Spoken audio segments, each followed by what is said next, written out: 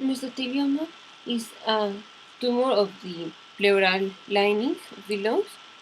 The only risk factor that we know is asbestosis as an exposure, even though the patient who is exposed to asbestos, the most likely cancer that he or she is going to develop is bronchogenic carcinoma, and usually it arises like 10 years after exposure of asbestos, but that is also the exposure to asbestos is also a risk for mesothelioma.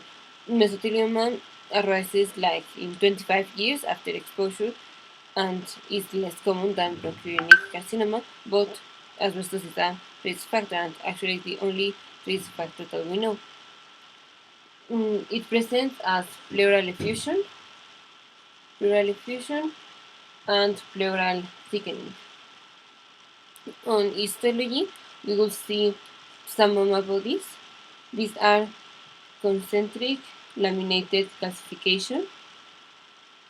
This tumor is positive for cytokeratin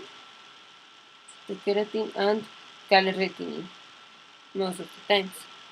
Also, we have slender microbiosities and some tonofilaments.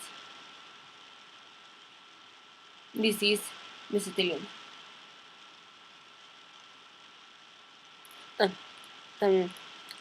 Smoking is not a risk factor of mesothelioma, but a patient who is a smoker and has exposure to asbestos has synergistic increase in risk of having bronchogenic carcinoma. But smoking by itself, smoking is not a risk factor for mesothelioma.